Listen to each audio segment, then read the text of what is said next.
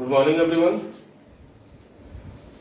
In this class, we shall discuss the third chapter of the politics, that is the constitutional design. In this chapter, our main motive will be that what is constitution, why do we need for the constitution. After that, first we shall see that in which condition the constitution of the South Africa came into existence. After that, we shall move towards the India. So, constitution. And one more question. Why do we need constitution?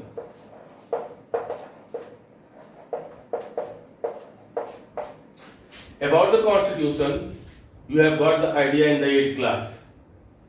Constitution is a set of rules according to which any country, society or territory is being governed.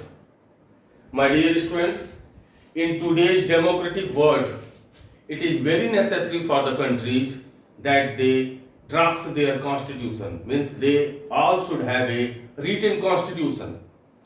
Why?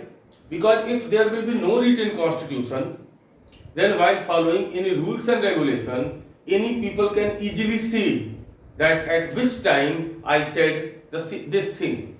That's why when rules will be written, then it will be very easy for all the organs of the government, either that is the legislature, executive or the judiciary, to work in a smooth and proper way. It is the constitution only which keeps a check on the powers as well as its limitations. It is the constitution which has given enormous rights to the citizens so that they can live in peace and harmony. So, why do we need a constitution? I have told you all. One more thing. If constitution will not be there will not be rule of law. And for the proper development of any society, rule of law is very necessary. Means there should be some rules which should be followed and from which people should be obliged to follow. Because if rules will not be there, then there will be no difference in our society as well as the society of the forest. Without the rules, we can say human beings can be termed as the beast. So, now the drafting of constitution of the South Africa. Just see what was going in the South Africa.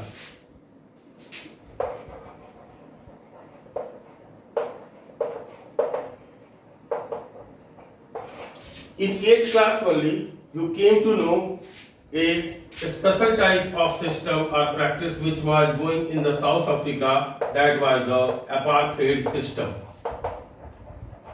Apartheid system means discrimination on the basis of race. My dear students, like our country India, South Africa was also under the colonial rule for a long time. But the situations of India and South Africa were totally different. Why situations were totally different? Because in case of the India, when British made our country free, they left the country and went to their own country. But in case of South Africa, this system was not totally followed. There were maximum white majority people who settled in the of South Africa only and started to alter the working of the government. There was a clear influence of the white peoples in the government of the South Africa. And because of that only, this special system, apartheid system, came. According to this system, blacks and whites were totally separated from each other. The places of school, college, swimming pool, hotel, transport, communication, etc. all were separate for the blacks as well as for the whites. In case By mistake, if any black people moved in the territory of the white, either he or she was killed or declared as the missing. There were a lot of notice boards which were hanging at the places of the white people, which were clearly showing that this area is totally reserved for the whites. The entry of the blacks is totally prohibited. So, as in our country India, Indian National Congress worked a lot for the freedom struggle. In the South Africa also, Congress worked, but that was African National Congress. Yes, African National Congress was the party who worked against this apartheid system in the South Africa. Its leader, Nelson Mandela, was totally critics of this apartheid system, and because of this deed, he, including his 7 members, were deported to the Robben Island. Later on, when tension between the blacks and whites increased a lot, then white majority group understood that now this is the time for the negotiation. If we will not make negotiation with the blacks people, then our supremacy will come to an end. Then, after a lot of protest and revolts, finally white people decided to make a compromise with the blacks people. Then, in the year of 1992, Nelson Mandela returned back to the country, or returned back to the South Africa. And when general elections took place in the South Africa, it was Nelson Mandela who was appointed as the first president of the South Africa. As the negotiations were over, government was formed by the majority of the population, but then also there was a fear in the minds of the white people, because what crimes they have committed against the blacks, they didn't forget that. They were thinking that once again, that in future may be possible, blacks can reverse the same with the whites. What whites have done with them, black can also do with them. So this fear gave rise to the Constitution of the South Africa. South African people drafted such a constitution that there will be the proper equality. South African blacks also said that they will not confiscate or take the properties of the whites. They have forgot all the tortures and atrocities which were made by the whites for them, and in future they are committed that they will not reverse the same situation. Now, as we are discussing about the constitution, then one more word which is very important, that is the preamble. Preamble means introductory part of the constitution. If you want to know that what is the principles on which the constitution of any country is being framed, then need not to read the whole constitution. Just read out the preamble of that country's constitution, and it will give you a clear idea that which type of principles are followed for framing the constitution. So this was how Constitution of the South Africa came into existence. Now we shall discuss making up of the Indian Constitution. My dear students, for the making up of the Indian Constitution, 2 assemblies were. One was the Constituent Assembly,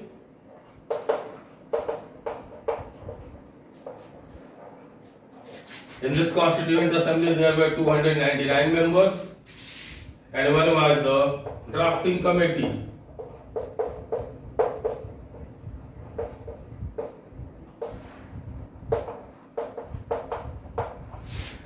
The President of the Constituent Assembly was Dr. Rajendra Prasad.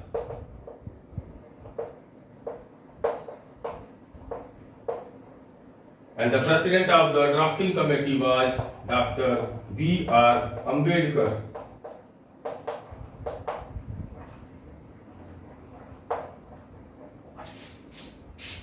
If we talk about the framing of the Indian Constitution, then the situation of our country India was totally different of the South Africa. Because in South Africa, when people of the white gave political autonomy to the blacks, then only it was decided to draft a constitution.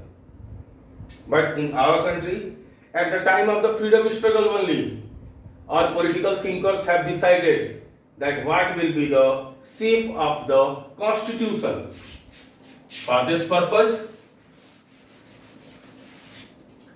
in 1928 only, Motilal Nehru,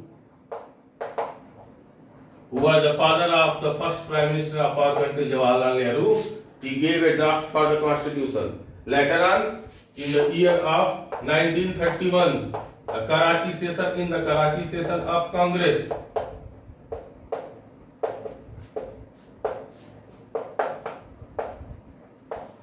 it was decided that which principle should be followed for framing the constitution. So, for framing the constitution after the independence, not after the independence, before the independence only, when Indians were convinced that now British will leave our country and there will be the political autonomy, then they decided to appoint a assembly for preparing for taking the main principles or to prepare the constitution for the India. So Constituent Assembly was being appointed. Elections for the Constituent Assembly took place in the July 1946. July 1946 elections. December 1946, its first meeting was being held. In its first meeting, it was decided, some principles were decided. After that, Constituent Assembly under the leadership of Dr. Rajendra Prasad started to work for making the constitution of the India. Listen, maximum time this question arises, maximum people say that it was Dr. B.R. Ambedkar who prepared the constitution. Don't you as a student and I as a teacher, we will not believe that. But one thing we can say that yes, it was he also who worked a lot for the constitution. But I will not say, or you should also not say that it was only he who drafted. So, 299 members, and these all members were chosen by the provincial administration of the states. Yet at that time there was no universal adult franchise, means all people didn't cast to choose the members of the Constituent Assembly. But then also in our country there were such politicians who wanted that for framing the constitution there should be such type of committee or there should be such type of assembly which consists of the diverse group. Why? Because if diverse groups will not be there, how will they express their views? And if the views of all peoples will not be given proper place in the constitution, it is obvious that constitution will be like a piece of paper only. Because it was the main thing that constitution should also fulfill the goals or desires of all the individuals. So we can say that yet the members of the Constituent Assembly, which were 299, they were not chosen through the general elections, but then also it was so much complex that even if general elections were held for choosing or for the election purpose, then also this much complex group or this much diverse type of the group were not chosen. But a problem occurred. As the members of the Constituent Assembly were busy in making the constitution, at the same time on 14th August 1947, a bloody partition took place. Yes, our country India divided on the basis of the religion in the India and the Pakistan. And as India divided in the India and Pakistan, this Constituent Assembly also divided in the Constituent Assembly of the India and Constituent Assembly of the Punjab. But then also, The people who were there in the Constituent Assembly of India, they showed great valor and effort to give the draft of the Constitution. As Constituent Assembly finished the making of the Constitution, a drafting committee under the leadership of the Dr. B.R. Ambedkar was being appointed. Then some general principles were discussed and Dr. B.R. Ambedkar started to draft the Constitution. When the Constitution was drafted by the Dr. B.R. Ambedkar, it was thick. It was 3 or 11 huge volumes, means very thick volumes were there. Then, in the 3 years, people of different political groups met for 114 days, and these 114 days, each para, each section of the Constitution was discussed briefly, and these all discussions, either in the favor or in the oppositions, they all were preserved and they all were recorded and preserved. And these all got a special name, Constituent Assembly Debates. So this is how the Constitution of our country, India, came into existence. Now, basic question arises in front of all that the Constitution which came into effect in our country, that was the date 26 January 1950, is it? So it is approximately 70 years till the time the Constitution was framed. So what is need for us to follow such an old Constitution? My dear students, Constitution is of great importance for any country, and our political thinkers were aware of it.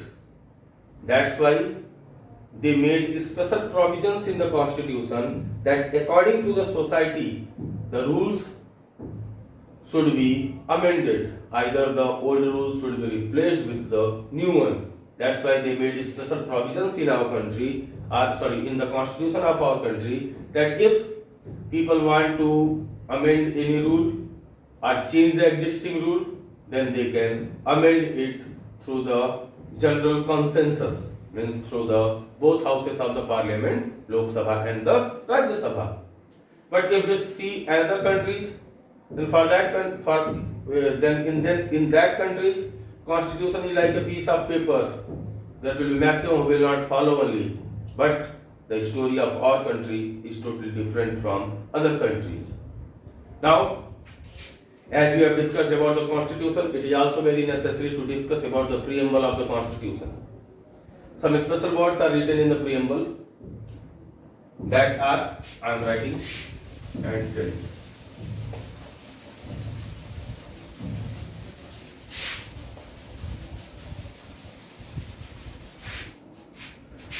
Sovereign, socialist, secular, democratic, republic, fraternity,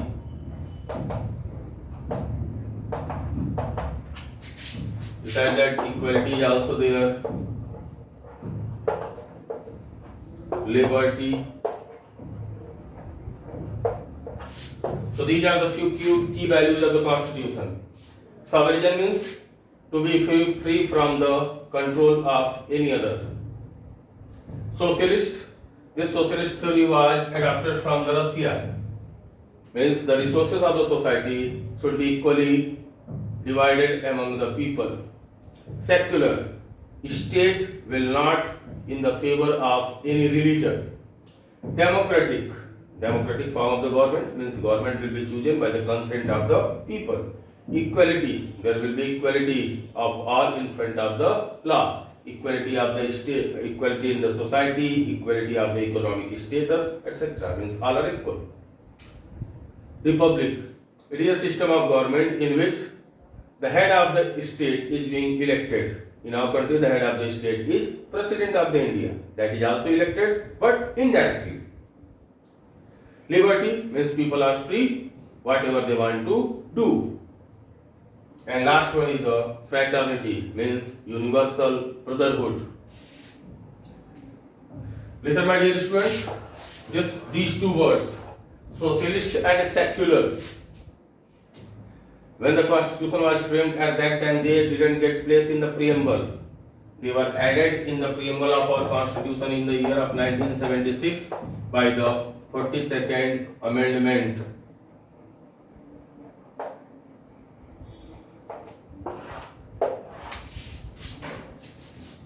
So this was all about the summary video of the live classes. Bye bye.